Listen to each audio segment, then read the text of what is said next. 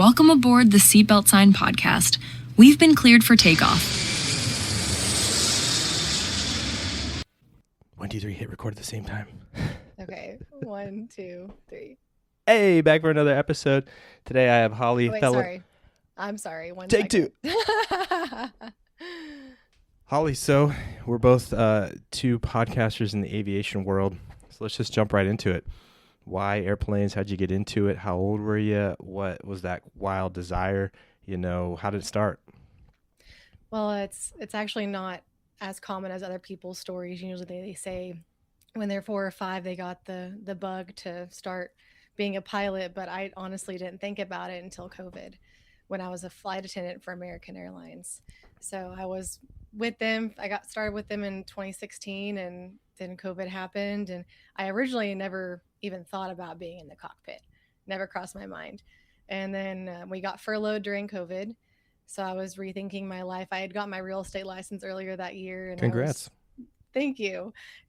I like real estate, but it's not really for me for a full-time thing.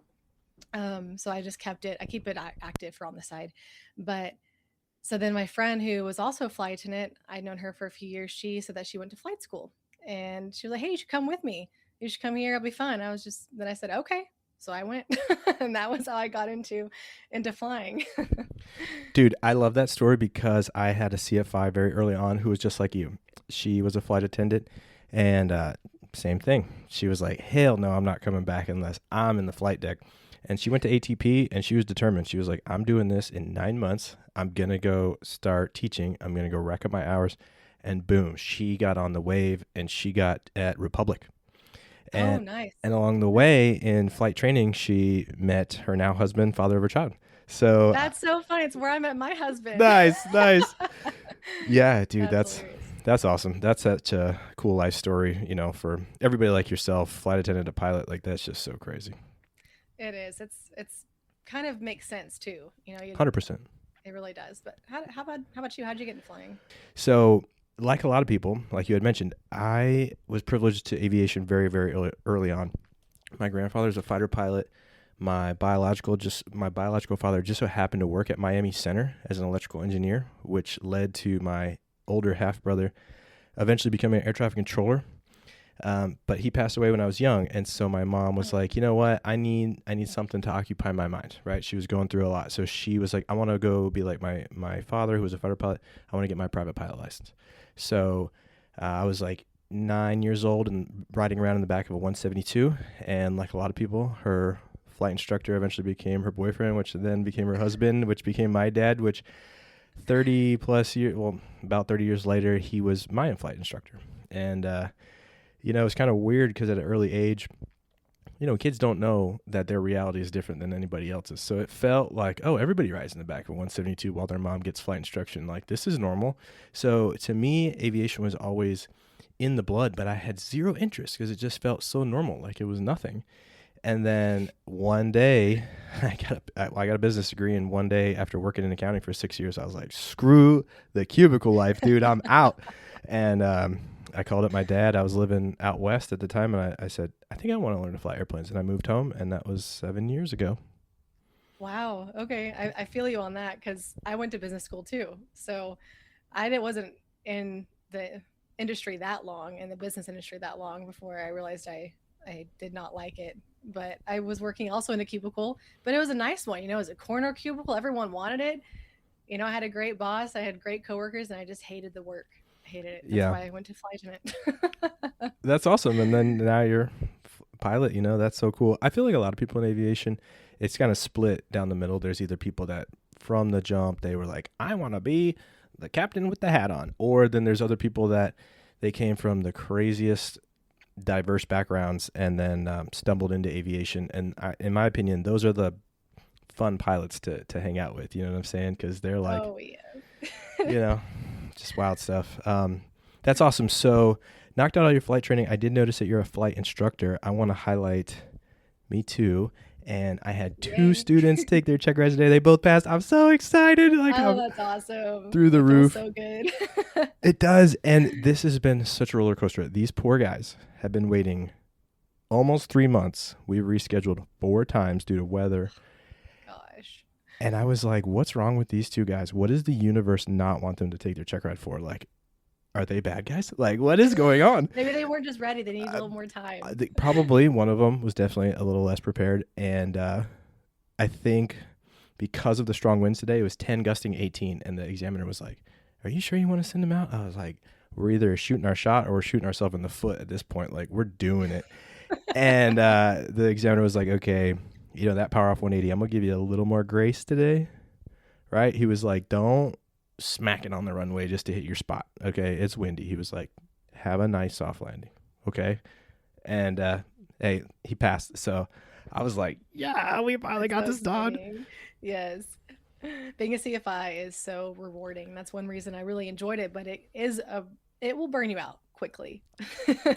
Yeah. I have one more to go. She's taking her check ride next week.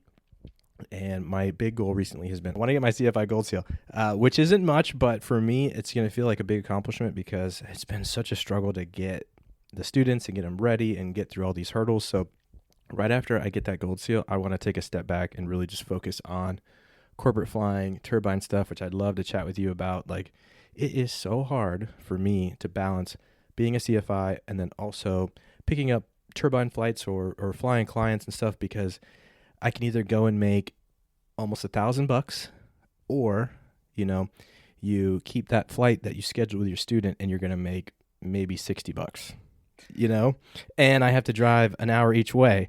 So, you know, I know. So like, and I have prioritized the students as very best I can because I remember when I was coming up, you know, if your flight instructor cancels on you, sometimes it's 10 days before you get to fly again. I remember how much that sucked as a student. So I really, really, really try never to cancel on my students, but man, it is a struggle. It really is. The payout is just not, it's still rewarding in its own way, of course. And I love that you're not going to do that to them and make them have to have a canceled lesson. So that's awesome. It's kind of the same for me because I used to do more multi-engine citation SIC stuff on the side than I do single engine turboprop stuff on the side. Ooh. But the single engine turboprop stuff pays more than the SIC citation. So SIC citation, I'd make, I started out at 600 or 500 when I first started doing it. And then I went up to 6 and now 7 is about the max. Yeah. But I make, depending on what I'm doing, I make 850 to 1500 on the single engine turboprop side. So it's just, and I like it more too because I get to be PIC and it's just, I love my turboprops. I really do. I never thought I'd be so ingrained in that world than I am now, but I'm glad I fell into it. It is so fun, isn't it? Oh my goodness. I'm flying a little King Air right now. A little King Air. Well, it's the 90. It's the 90. So it's the smallest, but it is the biggest thing that I've flown by myself. It's the first turbine I've flown by myself. There is nothing more fun than putting that thing into reverse. Am I right? When you just hear that. I love Beta so much. It's really so sick. It's so sick. You know, I've had the opportunity to fly a CJ3 for a very short time. You know, the highs and the lows of aviation are, you know, like Everest peaks and then the lowest valleys of the ocean. We were so ecstatic. We had just gotten this client and he had a King Air 260 that we flew for him for like a year and a half, 2 years, because he bought that at the same time that he bought this Citation jet, because the factory was like, okay, it's a 2-year period. And he was like, I need a plane now. So he bought this King Air, boom, made about $500,000 on, or sorry, $1.5 million on it when he sold it like 2 years later, because we got the delivery of the jet. And my captain and I, we were like, ooh, it had 5 hours on the hobs when we jumped in it. You know, it was brand new. It had G3000 avionics. We were like, ooh, this is so, and for my first ever jet, I was like, oh, I'm spoiled rotten. This is incredible. So we flew it for about 5 months and we were just getting into our groove and we had just had our best flight, like picked up the clients, took this family down to Orlando for Disney. They were there for 3 days. So we had a 3-day vacation and we fly the jet back, just like high-fiving. We land, we get a call from our manager and he was like, financial trouble at the business. They're selling the jet. Oh, ouch. Dude, I know. And I was like, I'm finally getting some SIC time and a, you know, and a jet. Maybe eventually I can get that job I've been wanting. And man, it just all crumbles. And then you drive home and like for a second I was feeling sorry for myself, but then at the same time I'm like, dude, very few people get to do what I'm doing. And 1,000 other pilots are wishing that they had that shot. So I was like, no time to even feel bad for myself. Like, quit your crime. Let's go. Exactly. Every day that I'm able to go up and fly, I feel incredibly grateful. And it's just, I always think back to when my very first ground lessons with my ground instructor, JJ, for listening, this is you. Shout out. And he told us that every single one of us in that ground class that we should all be thankful because we are a minority of the population. Just being able to be there, being able to get a medical, being able to pay for it, being able to make time out of our schedules for it. We are a minority and we should feel blessed for it. Hercules. Yes, really though. And so I've always been so thankful of it. And I love going into work. Like, even if I have a 14-hour day coming up, I'm just like, let's do it. I'm so excited about it because I just love flying my planes. I was very, very lucky when I was a flight instructor. I was at Addison for a while, then I went to the Meacham location and was a chief pilot over there. And I ran into a guy in the FBO as I was debriefing a student after an instrument flight, and he overheard me debriefing and he was impressed. So he had the FBO give me his number so to be not creepy about it. Mm-hmm. And he manages aircraft in the area. And he was like, hey, I have a client's daughter who might be interested and I'd like to discuss that with you. And then when I went to talk to him about it, he was like, I have a citation flight coming up. Do you want to come? I mean, it's no pay. You can't log the time. But you want to come? I was like, yes, yeah. Absolutely. I was like, what, in a jet? Yeah, at that point, it was brand new to me. I'd been flying, small little puddle jumpers from there. So I was very excited. And then that was like in 2023. So yeah, it's been fun doing that on the side. That's awesome. So you've been doing it for a while, but I just want to say kudos to that guy who, got you his number that way. I had to correct one of our local CFIs here. He's an older guy, and of course he's the main CFI here at our uncontrolled airport, and he's just looking out in everybody's best interest. But we have a bunch of high schoolers actually that I've been able to teach. I have one student. She's almost going to be CFI. She got her private pilot before she graduated high school, and she just turned 20, and she's about to be a CFI. This is like her sole focus in life, right? Very pretty young girl. And so, of course, all the other boys her age, they're kind of like, hey, can I fly with her? So one of the CFIs was like, this older gentleman, he was like, yeah, y'all two out of, blah, blah. So he gave the boy her number. And I was like, yo, you can't do that. Don't. He was like, oh, and I was like, you're old. You don't really get it. Just look, you can't give out girls' numbers to boys. And he was like, okay, Roger, Let's use this as a learning experience. Yeah. No, it's hilarious. And, but luckily everybody, they're all pals. I got 3 CFI candidates. They all kind of like bouncing around together, flying airplanes and studying and stuff. So we got a super fun community. And it was like you were saying, like, it's so rewarding, that side of it. No monetary value, but definitely I feel like karma and just, for your spirit. I really tripped out the other day. I was sitting in the classroom at our little FBO, and I had these 3 students all kind of asking me questions about becoming a CFI. And I'm like, this is the same room that I did my private pilot check ride in. Like, this is where I've been from day one. And now people are asking me questions about to be a flight instructor. And I was just like, out of body experience. It was the Full trippiest. circle, right? I know, it's so crazy. I know. Yeah, that feeling is definitely weird. I'm so used to being I try and put myself in a room where I'm the least educated person there. I feel like whenever you're around people who are smarter than you, you'll learn something. And it was really weird for me. The other day, I went to a 99s meeting and I want to start getting involved more in aviation. So I'm going to do that more. And at the meeting, I was the most experienced person in the room. And I thought, I was excited. I was like, who am I going to meet? Like, who are some of these girls that are in here? And everyone was like, private pilot, oh, I just get my private pilot and all I do is fly around, or I'm a career pilot, but I'm just starting out. It was really weird for me because I've hadn't experienced that. And I've been flying for 5 years now. And that was my first time experiencing that. So it was kind of cool. Dude, that's awesome. Congratulations. That's huge. That's huge. Shows that you're on the right track, doing big things. So I want to highlight, let's give a shout out to all your socials. Where can everybody find you? Oh, yes. So I'm called the Aviator's Guide on everything. So you can find me on Facebook, Instagram, TikTok, and YouTube. Well, so I guess not everything. I don't do Twitter or whatever else there is out there. Yeah, I don't do Twitter either, and it's trying to be in the social media space. It's like I almost want to just hire a manager to do it for me because It's exhausting. it is. And I have on my browser, I have all the social medias like tabbed on your browser, and you click through 17 things on 25 different accounts, and then 4 hours go by, and you're like, what have I done? This is what am I doing with my life? I need to go walk my dog and just clear my mind. So, but I love all your stuff, and I kind of want to get into some of that. Like, you're teaching stuff. You're also doing like current event stuff. How do you do it all? Like, do you sit down every day and you're like, I'm going to schedule working on my socials, working on my accounts, working on broadcasting all this great content? Like, tell me all about it. Well, I'd love to say that I'm that organized and have that much time on my hands, but usually it's me at midnight trying to get the post out for that day and or the next day. So if I'm really on top of it, then I'm posting at midnight for the next day and scheduling it. But if I'm really behind, then I'm posting at midnight for that day. So I really want to set aside time to be able to, hey, let's do it on every like Sunday or Monday and just schedule everything out for that week. But it's so time consuming, and I'm so incredibly busy. I know everybody says that they're busy, but I'm trying not to just be like, oh yeah, I'm just so busy, but I don't have a lot of time. I don't even know how my friends are always just like, have you seen this TV show? And I'm like, no, I haven't. And I'm probably not going to, because I literally do not have time. If I'm watching TV, it's probably like for 15 minutes while I have dinner, and then I turn it off and do stuff. Like, I know the feeling, and it's a feeling of dread sometimes. Like, I drive in my car on my way to go give flight instruction, and then I'm like, I didn't post my podcast today.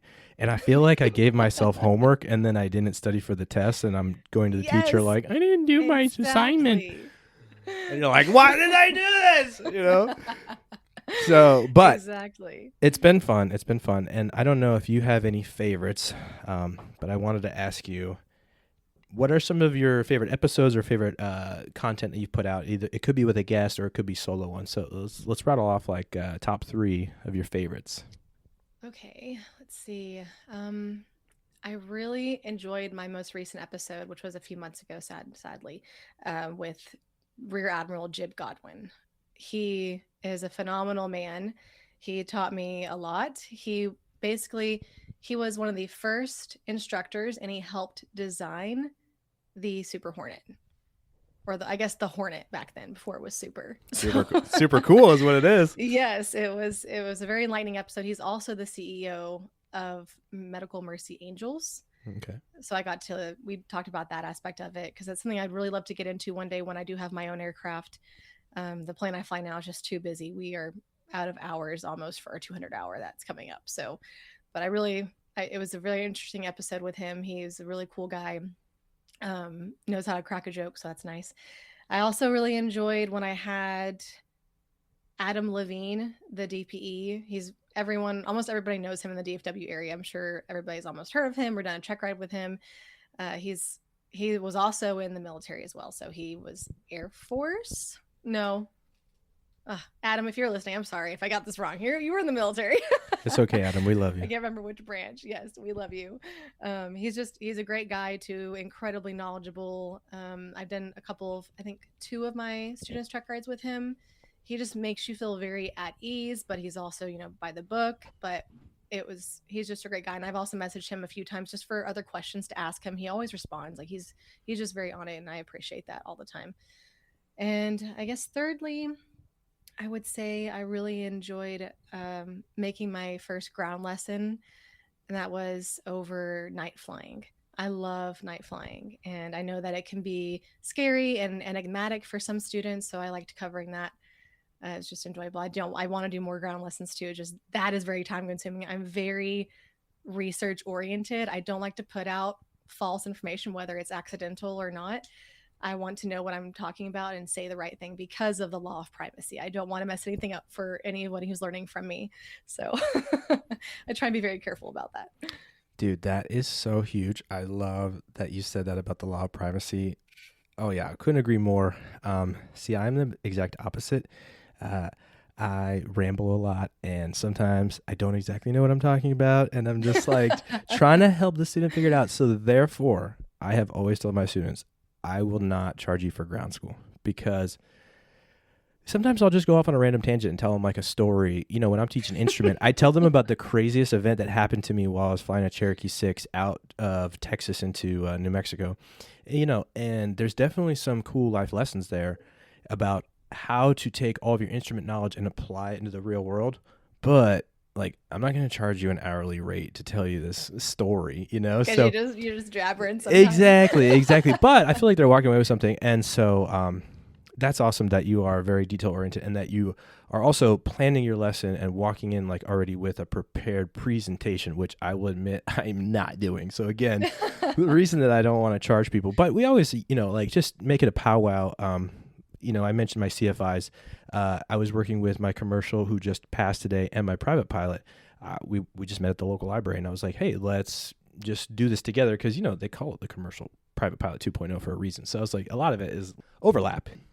Well, I love your top 3. That's so cool. You had mentioned DPEs, so I want to give you a shout out. One of my episodes, I had what I'm calling is the youngest DPE I've ever met. He's 27 years old in the Phoenix, Arizona area. Oh, wow. I know, Good right? For him. I was out at King Air training, and I usually never drink coffee, but that day I was a little sluggish. So I was like, let me go in the break room, grab a coffee. And I hear this guy talking to another guy, and he's saying like, yeah, I have some check rides, you know, I'm an examiner, blah, blah, blah.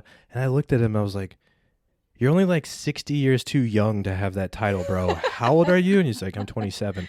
And I was like, dang, I'm almost a decade older than you. Like, we got to do my podcast, dude. And super nice guy, just crazy, you know. He basically told me that the FAA kind of has a bottleneck of DPEs right now because in your area, you can only have a maximum of, let's say, 10. And out of that 10, 2 are really pulling the weight and really doing most of the exams. And then the other 8 are doing like 2, maybe 3 check rides a month, right?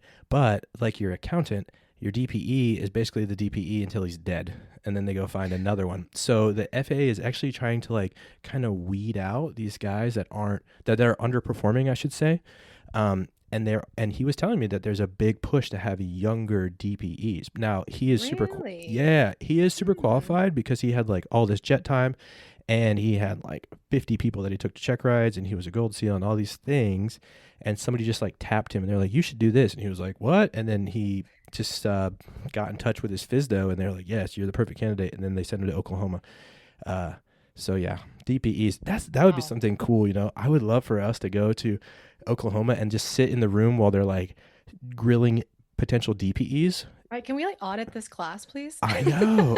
I feel like you would learn so much to be a fly on that wall. Really though? Yeah. That'd be really cool. I've always thought about being a DPE maybe one day, but I just heard how difficult it is to get into that kind of role. And even though I know a lot of really great instructors where I went to school who were fantastic but could not get through. They've applied multiple times and they were older too, like 50s range, and they couldn't get in. It's crazy. Yeah, in our local area, we have a very older gentleman at our local field, and he taught me some multi-engine training. And he, you know, after hanging out with him, I learned that he was a fighter pilot in Vietnam, and he's been a school teacher for like 32 years in the public school system teaching science. So he's like a sweetheart old guy, great instructor.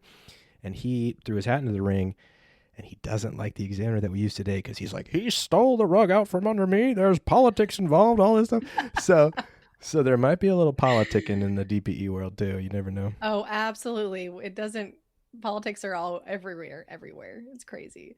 But I think that'd be fun. So you'd like to be a DPE too one day? Oh man, if I become a DPE, they need to throw me in the insane asylum. Nobody should give me that responsibility. No way, dude. I'd be passing everybody. I'd be like, if you can do a barrel roll, you know, in the 152, you're golden. You're golden. As long as you know what up is up and down is down, I'll be happy. Yeah, exactly right. No, I don't know. I would just have the hardest time. You know, I asked him, I was like, what happens when people cry when they fail? Because my poor girl, Caitlin, it's just one little brain fart. And then he was like, all right, well, you don't know the answer. So they were like, come on in, let's do the debrief. And she's already crying. And then as I walk in the room, she was like, oh, this is where you find that instrument approach plate on ForeFlight. And she pulls it up. And I'm like looking at the examiner like, come on, man. She obviously knows where it is. She just needed a second. And he was like, I already said she failed. Oh man, that's right? And awful. I'm like, I could not go home. I couldn't drive home. I'd be thinking about whoever I made cry, and I'd be like, I'm the worst person. So no, I'm not gonna be And a DP. and not only just making them feel awful about themselves for a small mistake, but also making them pay an extra $1,000 for another check ride. Well, Oh my that's goodness. why I love my guy, because he says the first retest, I'm not going to charge you, so that ethically you know that I'm not trying to extract more money from you, that you Oh, failed I because you love that. right. Good So for him. yeah, it's fantastic. So that's like why I love this guy, and maybe you might even say that's kind of where I got the influence of like I don't want to charge for ground school, but Absolutely. Just giving a little bit back. That's what I like to. I like to just give back to the future pilots that are coming our way. yeah, exactly. Yeah. Like my young student, I keep telling her, she, great pilot. You ever just fly with those people who they can just feel the plane? You can cover up all the Yes. instruments, you can blindfold them, they can still fly the hell out of the plane. She Mm-hmm. was 17 years old, first time we ever had a decent crosswind component to actually try to fly that when she was a student pilot. I gave her one example. And the next three, she just had like touched it down perfect, just held that bank just like she needed to using rudder. And I'm just sitting like this, and I was like, oh, I never have to worry about you going on your solo It's or a nice feeling. yeah. And so she's just this gifted pilot, right? And I talk about her all the time because some people are very mechanical and others they can just feel it. Well, this kid already has more King Air time than me, and I actually went out to King Air school, and I'm like, I got the keys to the King Air. So I keep joking, I'm like, when you get a job, please walk my resume in there and tell them that I was your instructor, and maybe I'll get an interview. So it's all about giving back. Yes, absolutely. And using your connections and networking as much as Yeah. possible. Hell yeah. It really is all about who you know. I swear I can't emphasize on that more. That's kind of how I've gotten to where I am, is just who I know, like the citation gig I got, my current gig I have, and how I got my other two gigs that I do. My husband said I can't do anything else besides what I'm already doing. So, so I'm already maxed out. He was like, please, you are already busy enough. Please don't take any more jobs. I totally understand where he's coming from. Yeah. Hold on. Sorry, my girlfriend is poking her head in here. Oh. You want me to close it? Don't worry, we'll edit all this out. I have to fix my No, you're dog treat so fine. that my dog It doesn't go looked like a crazy. dog treat. I was like, that looks like a dog toy. Oh man, my dog has made a guest appearance in many episodes so far already. I have to I'm like, you hear all that piddle paddle in the background? That's my dog playing with another dog. So sorry for the noise, everybody.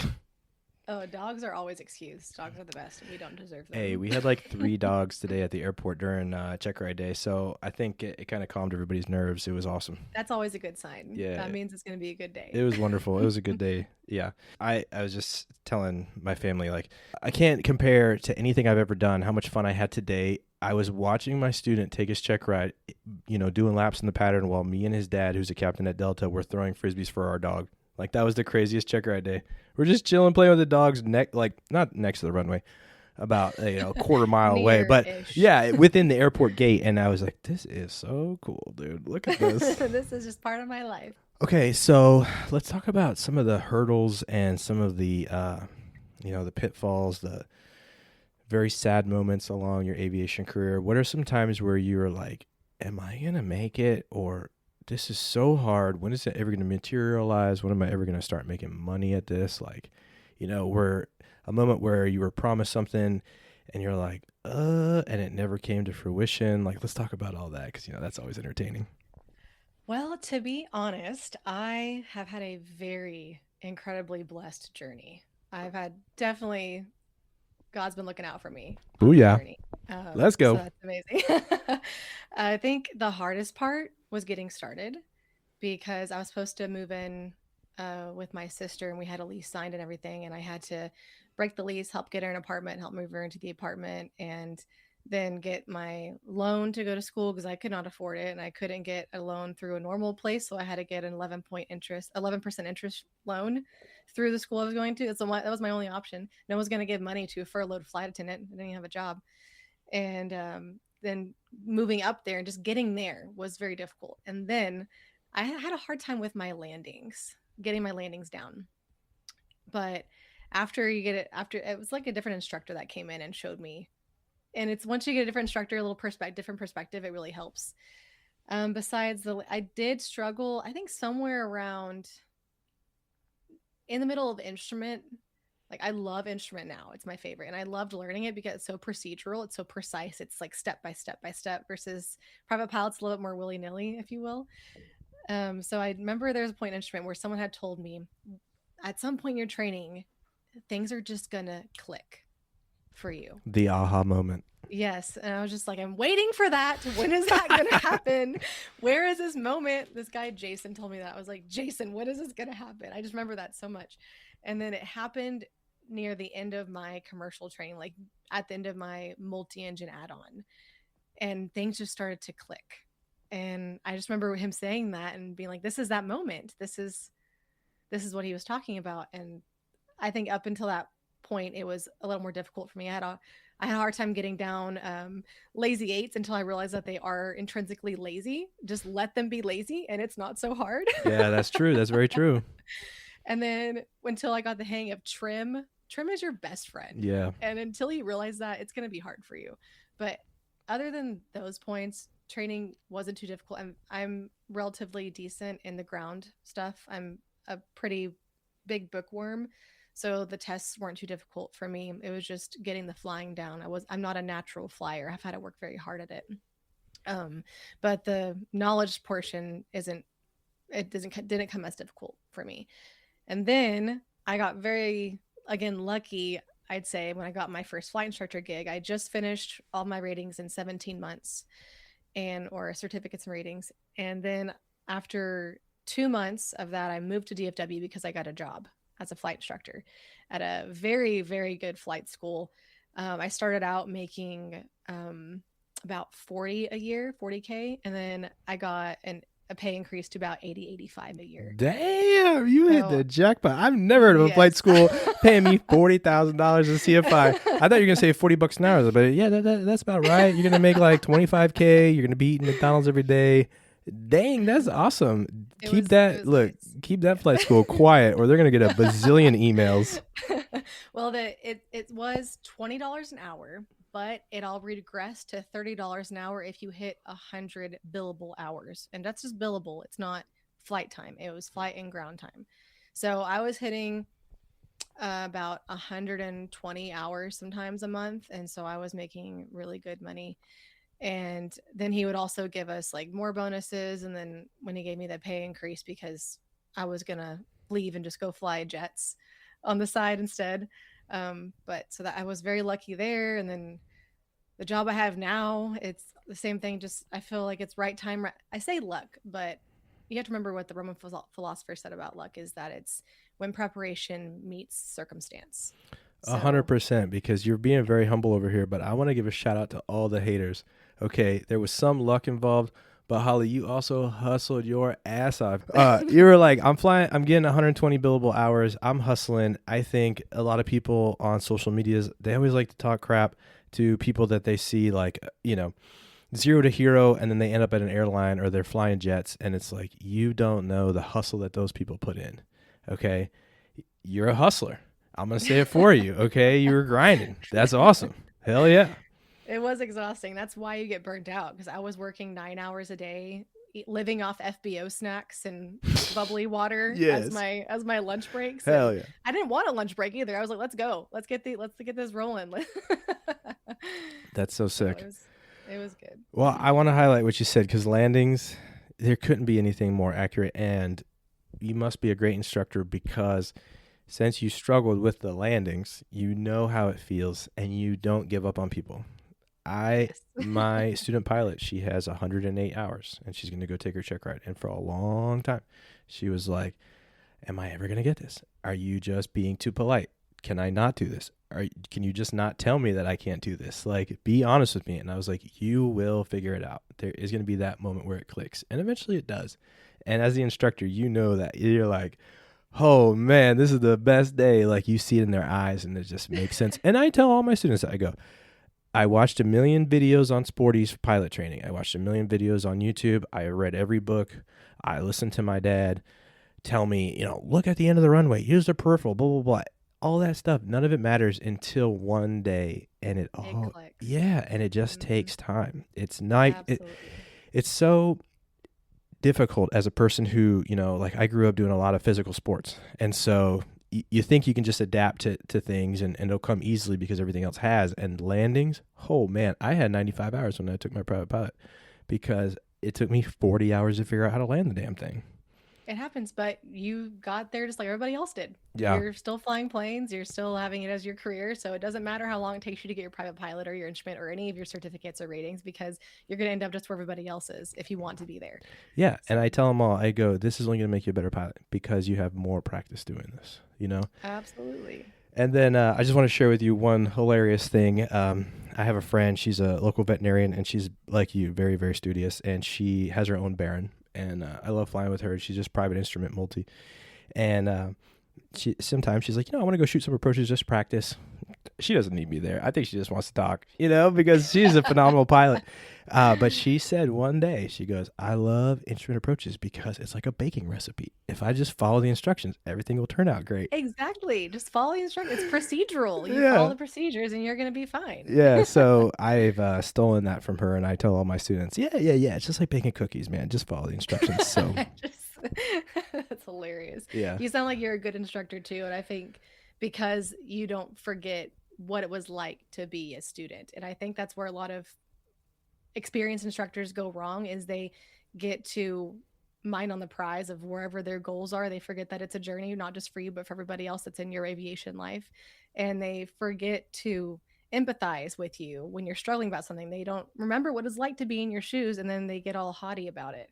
So I think it's good. You seem like you're not that way, so that's really good. Well, because I'll admit, I am definitely not the sharpest tool in the shed. I'm probably not even a tool in the shed. I'm outside, the guy dropped me on the ground and said, that screwdriver sucked. I don't even need to pick it up, right? So it's fun because I've been reviewing my CFIs, and I always tell them, look, fundamentals of instruction, in my opinion, is more important than aeronautical knowledge, and I'm like, yeah, because I was a snowboard instructor when I was in college and briefly out of college. Awesome. And, it's one of those things where it's like a dynamic thing. You can't really say 1 + 1 is 2, to teach somebody how to ski down a mountain. And I feel like airplanes, it's a little bit of both, So I'm a very, let's look out the window and I'm going to cover up all your instruments. We're just going to fly visually, and I'm just going to teach you how to do it by like feel and by sound. And if you can do that, then you can apply everything else. And again, I have gotten probably the worst written test scores out of any pilot ever. And I just joke with everybody. I'm like, 71 and done, man. Come on. We can do this. Okay. C's get degrees. Yeah. C's get degrees. Because I overanalyze those questions always. Like even when I was in school, it's like if Timmy has 4 apples and Sarah has 3 apples, how many apples total? And I'm like, well, did one of them lie? Did one of them put them in their pocket? I'm sitting over there. Already eaten? Yeah, exactly. So I overanalyze those questions too much, and then I walk out and I'm like, I don't even know. So thank God for Shepherd Air. Really though, Shepherd Air for the win. Yeah. And anyone who's listening, if you're coming up on your instrument check ride, make sure that you take your CFII as well at the same time, because it's the same exact exam. Oh, see, that's okay. I'm glad you said that. Took the instrument, rushed it because I was going to an accelerated course, got a 74. I was like, good, that's all I need. Let's go. 3.5 years go by, and now it's time for me to do CFII.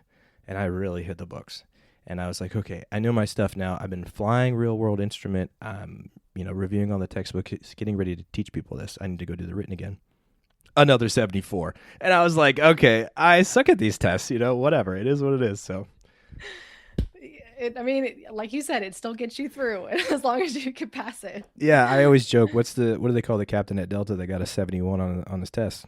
Captain, Exactly. So whatever. That's just my my 2 cents about those written tests. I hate them so much. But hey, I want to ask you another question. I'm seeing this cool backdrop that you have behind you. This is one of those maps where you can kind of scratch off all the places you've been. It looks like you've gotten a lot of South America. Yes, that was all when I was a flight attendant. Those were pretty easy to go to. I think all those were from when I was a flight attendant. That's so cool. And so here on the Seatbelt Sign podcast, I want to talk to not just pilots, but everybody in aviation. Like my goal would be, I want to talk to a firefighter at the airport. I want to talk to, of course, flight attendants, dispatchers. I want to talk to the baggage handlers. Like I want to talk to everybody, And flight attendants, I have a few flight attendant friends who I went to high school with, and I follow them on Instagram, and I'm like, ooh, I could not keep up with you in high school, and there's no way I could keep up with you now. Like, flight attendant life, y'all party, man.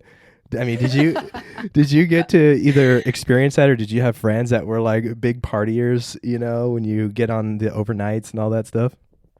I'm not gonna lie, being a flight attendant in your 20s is definitely fun. Dude, that So sounds so I'm glad fun. I was in my 20s, and I'm glad I was single most of the time. Yeah, most of the time it was a lot of fun. I It was the best career I ever had until I became a pilot. That's for sure. I absolutely adored being a flight attendant. I'm very gregarious, so I love people. I loved traveling, and I got bit by the travel bug about 4 years before I became a flight attendant. So I was already obsessed, and it was just I got to get paid to travel. But yes, it was a lot of fun. So flight attendants definitely got crazy. Um, yeah, Let's there hear were. some stories. Come on. Tell me.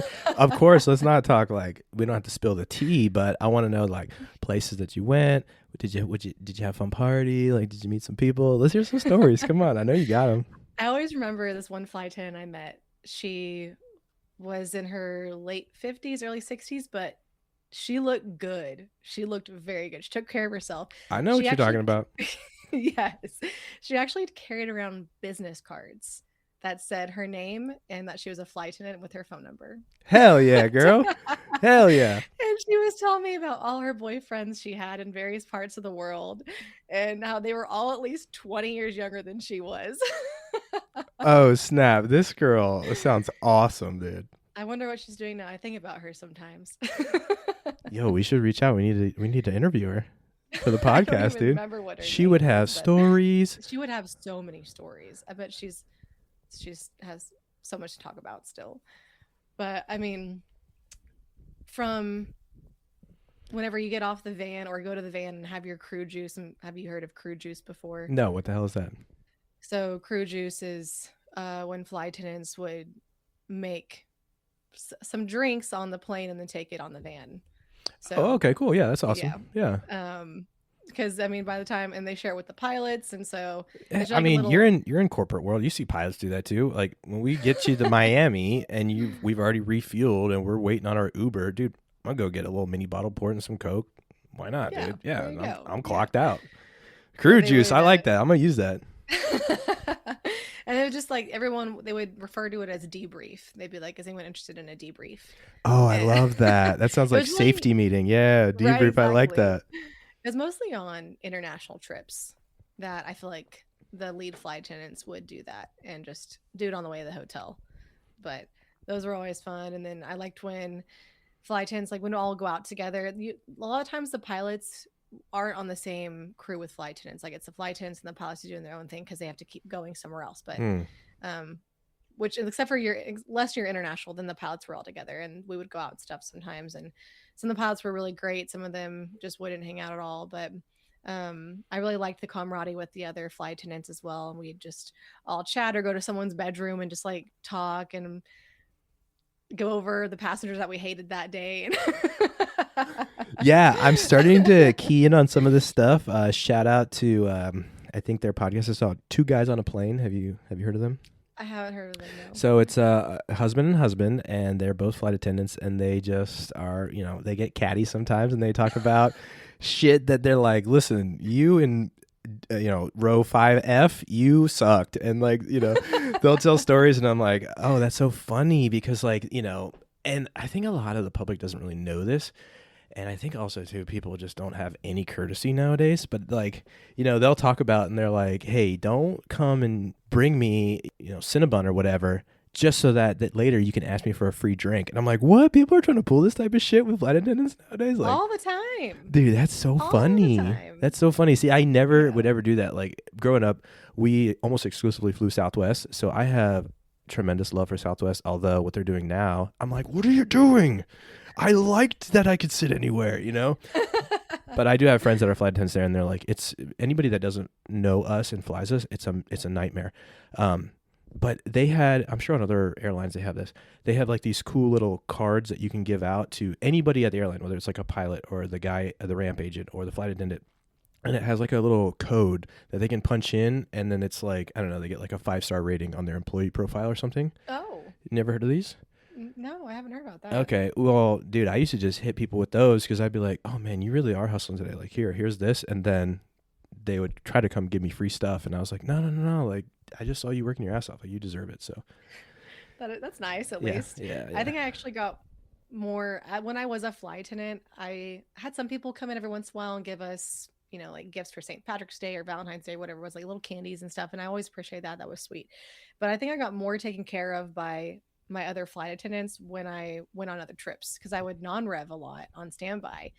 So one time when I was in flight school, I non-revved to Miami for a bachelorette party for a friend of mine, and the flight was completely full. I had to sit on a jump seat to Miami from DFW, which wasn't the most comfortable. It's a pretty long flight, but it wasn't too bad. And then the crew came by and they're like, "Do you want to go sleep in the bunks?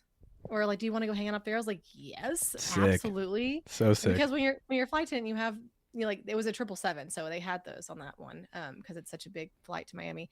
And then I was getting off. I was up there the whole flight. I came down and sat in my jump seat for landing. And then when I was leaving, they gave me a whole bag of booze and wine. They're like, "Have fun on your bachelorette party." And Hell I yeah, was like, "Thank you." And so when I got off and my friends met me, I was like, "Look what I got." dude, that's so sick. That's so fun. I Flight love hearing attendants take that. care of each other a lot for sure. Yeah, that's so awesome. I mean, you guys are partying it up. Like I said, I follow my friends on social, and I'm like, you guys get paid to have way too much fun. Versus the pilot, sometimes you're sitting next to this guy who he's not really taking care of himself. He's a little heavy set, and he's like, "Do you want to see my toy car collection?" And I'm like, "No, I don't, Steve." Okay, that Stop it. sounds Is that boring. real? Yeah.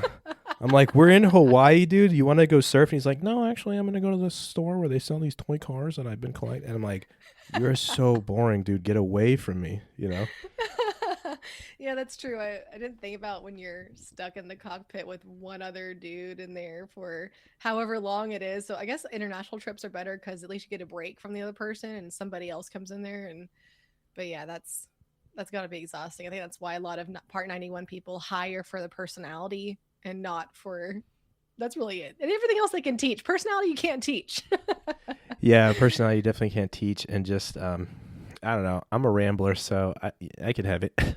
I could have a cardboard cutout in the seat next to me, and I'll talk his ear off, But, well, what else? What else is cool? Tell me about some cool stuff that you're seeing now out in the aviation world, or some cool stuff you're getting into. Like, are you looking forward to Oshkosh? Let's talk about all that cool stuff. I've never been to Oshkosh, but I would love to go. Blasphemy. Never been. Get out of here. You got to go.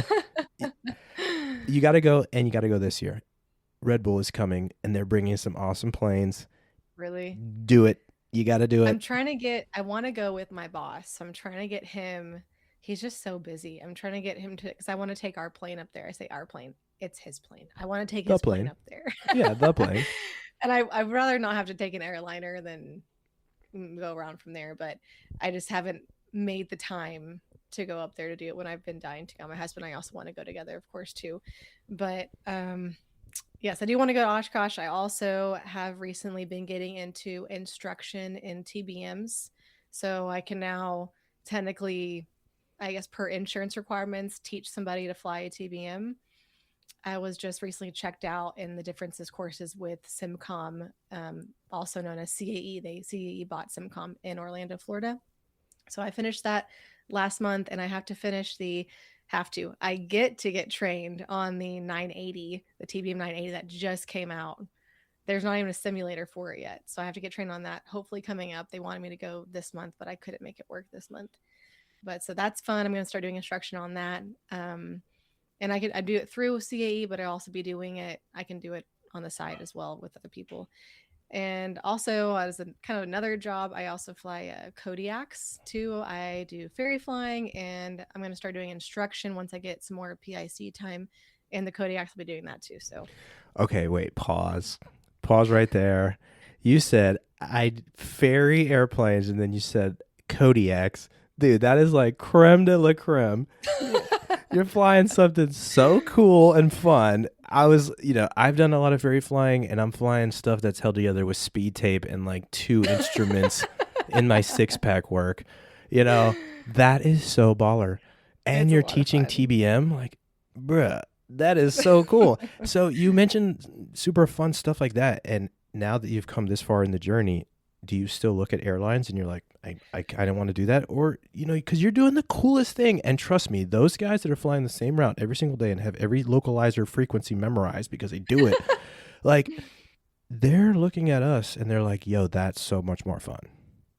So that's a great question. I get that all the time. And my boss, I think, is still trepidatious. Sometimes he's like, "You don't want to go to the airlines anymore, right?" And I think I stopped wanting to go to the airlines about a year ago. Of course, during flight school, that's all you think about. That's all you know. They steer you towards it. There's all these partnership programs and everything where it's like, oh, you go straight to the regionals, and then go to the majors, and bada bing, bada boom. But then I learned about Part 91, and I think it's better. Hell yeah. I mean, you get to fly cooler stuff. Definitely. To tie it back into Oshkosh, last time I was there, you got to go. You got to do it. I want to see you there. I'm going to go. And part of why, I mean, the air show is phenomenal, but what I love the most is going to all the cool talks that you can read about in the little pamphlet, because there's only 10,000 ones that you want to go to, and there's not enough time in the day to go to them all. But I mean, I've learned so much cool stuff. And sometimes it's like in a little classroom of only like 20 people. And you're like, why aren't you at the AOPA stage, like talking to everybody versus Joe Schmo who has a YouTube channel, right? Like, I'm like, I could learn something from it. But anyways, we were at Oshkosh, and of course I'm walking around looking at all the demos, and I talked to the TBM guys, and they were like, oh yeah, a couple of our models have the Autoland feature. And I'm like, what? Tell me all about this. What does this do? And he explained it all, which I'm sure you know, but I'll recap really quickly. So, the system is designed in case, there's no input from the pilot and you're up in the flight levels. It's like, oh, maybe my pilot's hypoxic. So it will automatically descend to 10,000 feet. And then still, like, the screen's blinking and there's alarms going off, like, wake up, wake up. And then if there's no input again, then the computer's like, okay, we have a problem. And then it'll divert to the nearest airport, drop the landing gear, land itself on the runway. And I was like, no, dude, how does it work? Does it work well? And he's like, sometimes it's a buttery landing, and sometimes it's just like carrier landing, like, whapa. And I was like, dude, again, I was so sad. I was like, I'm going to be out of a job in 10 years. There's not going to be pilots anymore. But no, it's just super cool technology. Like, I'm so blown away. It is. It's really cool. It's just like how in the Cirrus G7 and the Vision Jet and the Epic 1000 AX all have Autoland. It's definitely a really cool feature, and it's more of a redundancy and makes people feel safer who are not the pilots to have that there just in case. But that's, I think, God forbid something awful happens when you're a single pilot, but that's one reason we need to take care of ourselves so much. You need to make sure that you're healthy, you're eating right, you're exercising, that you have a good heart, which is why we have to get an EKG starting at 35. So that's one of the reasons why we need to make sure we take care of ourselves, because hopefully we don't ever have to use that. Yeah, for sure. But it is a cool feature. Yeah, and you mentioned the G7. I get to fly one right now, but it's the model right before the Autoland button came out. I know. It's pretty crazy, but Good. well, Holly, it's been a wonderful convo, and I would love for us to do this again sometime. Everybody, all of my guests, I would like them to be kind of recurring and just kind of make a podcast family of aviators and people in the aviation world, and just fun travel stories. So next time, I definitely want to hear some more wild times in the flight attendant world, because I know, and not just when you were working, but I know that you guys, y'all meet and then y'all become besties and you got your little cliques, and then you're like, okay, we got a 5-day vacay, we're all going to Cancun, So I want to hear some of those crazy travel stories. Okay, I used I used to live in South America. I lived in Venezuela, and my Really? cousin married an Argentinian, and so I've been down there a few times. Also Ecuador. So I want to hear all the crazy South America stories. Okay. All right. I love Ecuador. Love it. Yeah, no, it was a beautiful place. And one of the biggest things I noticed, so I lived in Venezuela as a kid, so I like to say Venezuela is kind of like the New York of South America. Like, everything is vulgar, everybody swears, and it's like a very like we make fun of you because we love you kind of vibe. Like, even my grandmother just like walks in and she's just like whacking all the kids and like, talking trash, and we're like, oh, we love you, Granny, stuff like that. Versus you go to Ecuador, and it's kind of like ending up in the the middle of the country, the Midwest, where people are very polite and a little bit slower, and they never say any bad words, you know? That's exactly how it is. They're so nice over there. It's very chill lifestyle. Yeah. It was It lovely. was a little bit of a culture shock, especially, you know, in America, we're all about like right to the point, just I'm going to ask the question, whatever, you know, and I noticed that down there, like if you're lost and you want to ask for directions and you walk up to the security guard in the mall, you don't just say, hey, excuse me, sir, do you know where the library is? You know, be like, hello, sir, how's your day going? Are you having fun? Oh, what lovely weather we've been having. Anyways, I'm John, and can you tell me how to get to the library? Like, you know, and they're all singing songy, like the way they speak Spanish. So yeah, lovely place, man. I got a lot of friends over there. So That's awesome. next I love time, next episode, we're gonna do Latin America. Okay. it. Okay, that sounds good. Awesome. Well, thanks so much, Holly. We appreciate you, and shout out to all your socials one more time. Yes, thanks. The Aviator's Guide. You can find me on everything. Woo! Hit her up. Clear to land. Wind 280 at 7 off.